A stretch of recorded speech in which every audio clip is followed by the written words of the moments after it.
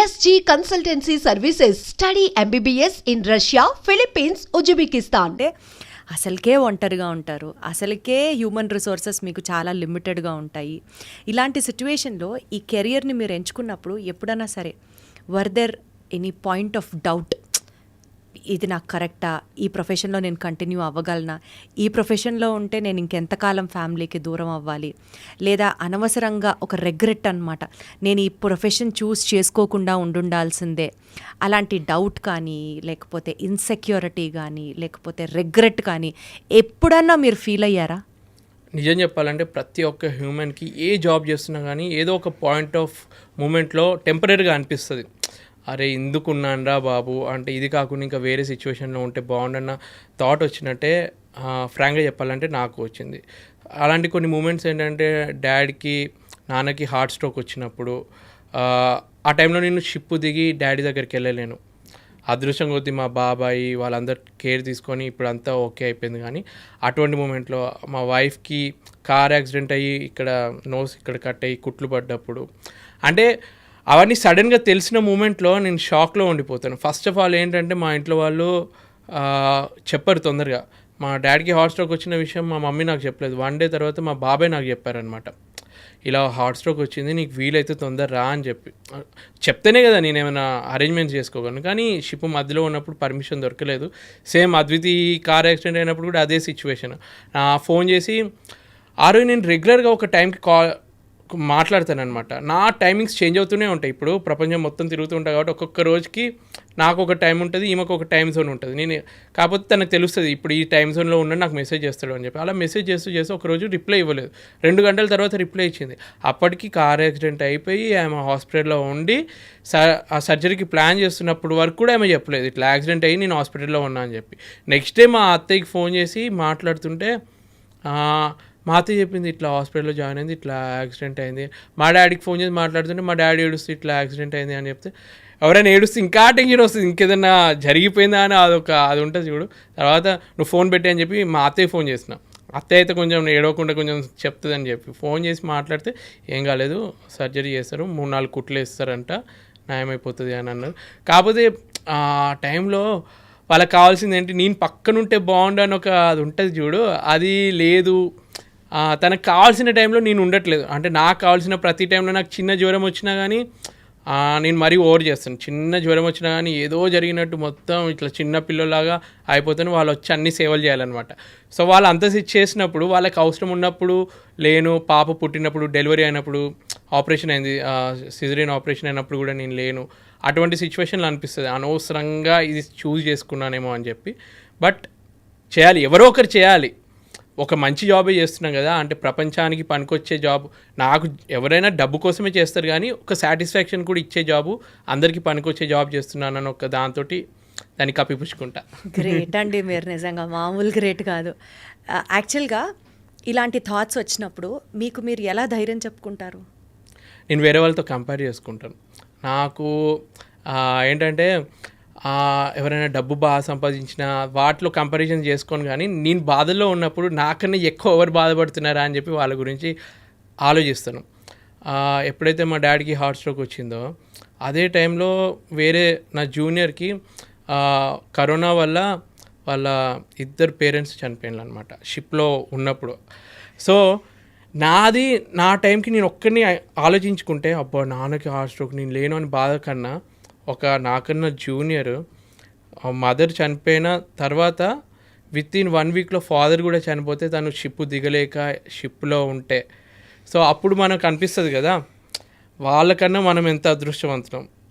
ఆ థాట్ తోటి ప్రపంచంలో ఏ బాధ ఉన్నా కానీ వేరే వాళ్ళతో కంపేర్ చేసుకుంటే మన బాధ కొంచెం తక్కువనే అనిపిస్తుంది. సో అట్లా కొంచెం కంపేర్ చేసుకుంటే. రాజశేఖర్ గారు, అంటే పాజిటివ్గా ఆలోచించాలి అని మనం అనుకుంటూ ఉంటాం, కానీ పాజిటివ్గా ఆలోచించడానికే ఇది ఒక పాజిటివ్ యాంగిల్. ఇంకొకళ్ళతో కంపేర్ చేసుకొని వాళ్ళకంటే మనం బాగున్నాం కదా అనుకుంటే నిజంగా మన కష్టం చిన్నదైపోతుంది. ఇది నేను విన్నాను, కానీ ఇప్పుడు మీరు ప్రాక్టికల్గా చెప్తుంటే నేను ఎక్కువ కనెక్ట్ అవుతున్నాను ఈ మాటతో. ఇలా నిజంగా ఏదైనా మెడికల్ ఎమర్జెన్సీ మన ఫ్యామిలీకి వచ్చింది అనుకోండి, అప్పుడు అడిగితే పంపిస్తారా షిప్ నుంచి? ఎన్నో పాయింట్స్ కవర్ అవుతాయి దీంట్లో. ఇప్పుడు ఏంటంటే ఒకవేళ షిప్ పాకిస్తాన్లో ఉంది, ఇండియన్స్కి ఎలవ్ లేదు దింపడానికి. కొన్ని కంట్రీస్లో వార్ జరుగుతుంది, లేదంటే కరోనా వల్ల అన్ని రిస్ట్రిక్షన్స్ ఉన్నాయి. కొన్ని సిచ్యువేషన్స్లో ఎంత ప్రయత్నించినా కానీ దింపలేరు. కొన్ని మంచి పోర్ట్స్లో ఉంది, షిప్ మధ్యలో ఉన్నా కానీ షిప్ని దగ్గర ఉన్న పోర్ట్కి డైవర్ట్ చేసి వితిన్ 2 daysలో ఆ పోర్ట్కి వెళ్ళిన తర్వాత అక్కడ నుంచి దింపే ప్రయత్నం చేయొచ్చు. ఇప్పుడు ఏంటంటే ఇన్సూరెన్స్ కవర్ అవుతుంది అనమాట. సో ఆ ఇన్సూరెన్స్లో వాళ్ళంతా క్లెయిమ్ చేసుకోవచ్చు. సో ఇటువంటి ఎమర్జెన్సీస్లో వాళ్ళు పంపే ఛాన్స్ ఉంటుంది. కొన్ని మంచి కంపెనీస్ వాళ్ళ క్రూ గురించి మంచిగా ఆలోచించే కంపెనీలు ఎవరైనా ఉంటే వాళ్ళు చేస్తారు. కానీ ఈ మధ్య ఏ కంపెనీ అయినా ఎక్కడ చూసుకున్నా ఫస్ట్ వాళ్ళకి కావాల్సింది మనీ. ఒకవేళ బాగా ఖర్చు అవుతుంది అనుకుంటే అవాయిడ్ చేయడానికి మ్యాక్సిమం ట్రై చేస్తారు. మ్యాక్సిమం షిప్పింగ్ కంపెనీస్ కూడా అంతే, మ్యాక్సిమం అవాయిడ్ చేస్తారు. వాళ్ళు నువ్వు 4 months కాంట్రాక్ట్, 6 months కాంట్రాక్ట్ నువ్వు సైన్ చేసావు, అన్ని రోజులు నువ్వు ఉండాల్సిందే అన్న పాయింట్ తోటి ఉంటుంది. జరిగినా సరే యూజువల్గా రావడానికి సిచ్యువేషన్స్ కండిషన్స్ అప్లై. ఏమన్నా మరీ ఎమర్జెన్సీ అంటే ఇక దగ్గర రిలేటివ్ అయింది అంటే అప్పుడు బాగా ఆలోచించి డైవర్ట్ చేసి పంపడం అట్లా చేసే కంపెనీస్ ఉన్నాయి. బట్ మ్యాక్సిమం చాలా మటుకు చేయరు. అసలు యూజువల్గా షిప్లో వర్క్ చేయడం అంటేనే ఒక హై స్ట్రెస్ అట్మాస్ఫియర్లో వర్క్ చేయడం అన్నట్టు లెక్క. ఇప్పుడు మీరు చెప్తున్న సిచ్యువేషన్స్ చూస్తున్నా సరే, ఇలాంటి సిచ్యువేషన్స్లో ఉన్నప్పుడు అంటే ఫస్ట్ ఆఫ్ ఆల్ ఫ్యామిలీకి దూరంగా ఉంటాం, సెకండ్ ఆఫ్ ఆల్ ఒక 20-25 మంది క్రూ ఉంటారు. అందులో బాగా మనకు తెలిసిన వాళ్ళు ఒక 3-4 మీరు చెప్పినట్లుగా ఒక బ్యాచ్ ఉంటుంది. ఇంత లిమిటెడ్ రిసోర్సెస్లో ఉన్నప్పుడు, ఒక హై స్ట్రెస్ ఎన్విరాన్మెంట్లో పనిచేస్తున్నప్పుడు మెంటల్ హెల్త్ డిస్టర్బ్ అవ్వదా అండి? అందుకే నేను నాకు రిఫ్రెష్ అవ్వడానికి అందరూ అంటారు మనిషి మంచి బుక్కులు చదవాలి, లేదంటే మెడిటేషన్ చేయాలి, యోగా చేయాలి, పెద్ద పెద్ద మాటలు చెప్తారు. నాకు తెలిసి నా వరకు ఏంటంటే నీకు నచ్చిన 2-3తోటి 2 గంటలు అంత సొల్లు మాట్లాడినా కానీ మైండ్లో ఉన్న బాధని షేర్ చేసుకోవడానికి ఎవరైనా ఒకరుండి లేదంటే నవ్వుకుంటూ ఏదో ఒకటి మాట్లాడితే మైండ్ రిఫ్రెష్ అయిపోతుంది. ఇక్కడ మనకి ఎంటర్టైన్మెంట్ కోసం ఎన్నో ఆప్షన్స్ ఉన్నాయి. కావాలంటే సినిమాకి వెళ్ళొచ్చు, ఏదన్నా చేయొచ్చు. మనం ఇక్కడ డబ్బులు పెడితే ఏ ఎంటర్టైన్మెంట్ అయినా దొరుకుతుంది. షిప్లో అలా ఉండదు. ఎంత డబ్బున్నా కానీ లిమిటెడ్లో మనం వెతుక్కోవాలి. సో అలా కొంచెం వాళ్ళతో మాట్లాడటము. మెయిన్గా నేనేం చేస్తానంటే ఇప్పుడు చాలామంది వర్క్లో బిజీగా ఉండి మొత్తం అప్పుడప్పుడు కోపంతో తిడుతూ ఉంటాం. మనిషి వర్క్ ఈ టైంలో అవ్వట్లేదని పొరపాటున ఎవరితోటి ఏదన్నా నువ్వు వేస్ట్ గాడు ఎందుకు చేయలేకపోయినావు ఈ టైంకి అట్లా ఏమైనా సీరియస్గా అయినా కానీ ఆ రోజు ఈవినింగ్ కల్లా మళ్ళీ వాళ్ళతో క్రికెట్ ఆడి మాటల్లోనే అరే ఏదో వర్క్లో అన్నాను నువ్వు ఫీల్ అవ్వలేదు కదా అంటే అరే సార్ మీరే కదా ఇప్పుడు అవన్నీ ఎందుకు వర్క్ టెన్షన్లో అన్నారు కదా. నేను అందుకే ఎక్కువ ఈ ఆటలు ఆడడానికి, గ్రూప్ యాక్టివిటీస్ చేయడానికి ఈ మధ్య ఎలా అయిందంటే కల్చర్ సోషల్ మీడియా, ఇంటర్నెట్లు, షిప్లలో ఈ మధ్య వచ్చాయన్నమాట. కొంచెం కాస్ట్లీ ఎక్కువైనా కానీ ప్రతి ఒక్కరు వర్క్ అవ్వగానే క్యాబిన్లో ఐసోలేట్ అయిపోయి అదే వాళ్ళ గర్ల్ ఫ్రెండ్ తోటి, వైఫ్ తోటి గంటలు మాట్లాడి మళ్ళీ వర్క్ పొద్దున వచ్చేస్తారు.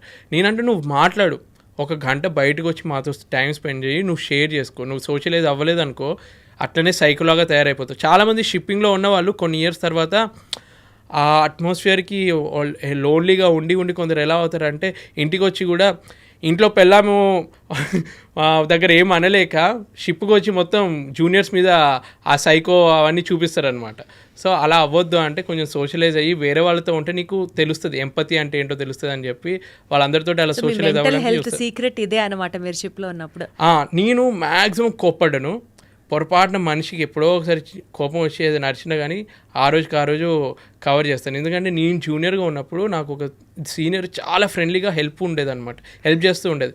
ఒకరోజు పొరపాటున ఏదో అంటే వర్క్లోనే ఏదో తిట్టాడు, ఇది కూడా తెలియదారా నీకు అన్నట్టు ఏదో అనగానే ఆ రోజు ఒక 1 hour ఏదో బయటికి వెళ్ళినట్టు వెళ్ళి ఏడ్చిన, నన్ను అంటాడా సార్ అని ఆ ఫీలింగ్ అయిపోయింది అనమాట. అదే నేను కనెక్ట్ చేసుకుంటాను. నేను పొరపాటున అన్నానంటే అలాగనే వీడు ఏడుస్తాడేమో, బాధపడతాడేమో. నాకు ఇంకో టెన్షన్ ఏంటంటే నా సేఫ్టీ కూడా నేను చూసుకుంటాను. షిప్లో ఎలా ఉంటారంటే ఈ కాలము నేను 14 years నుంచి ఉన్నాను. ఇప్పుడు కొత్త జాయిన్ అవ్వాలంటే నెక్స్ట్ జనరేషన్ అనే అనుకోవాలి. జనరేషన్ గ్యాప్ వచ్చినట్టే. నా జనరేషన్కి ఆ జనరేషన్కి కొంచెం చేంజెస్ ఉంటాయి. నేనున్నంత స్ట్రాంగ్గా నెక్స్ట్ జనరేషన్ ఉండాలని ఉండదు. వాళ్ళ వర్క్ కల్చర్ డిఫరెంట్ ఉంటుంది. వాళ్ళకి తగ్గట్టు ఇప్పుడు కోప్పడితే పడేటోళ్ళు ఎవ్వరు లేరు. నేను ఏదన్నా అంటే వాడు కూడా తిరిగి అనే టైప్లో తయారయ్యారు. సో వాళ్ళకి తగ్గట్టు కొంచెం మేనేజ్ చేసుకుంటూ ఫ్రెండ్లీగానే ప్రేమతోటి మేనేజ్ చేయడానికి ట్రై చేస్తాను. మీరు అనుకుంటున్నారు. నైస్.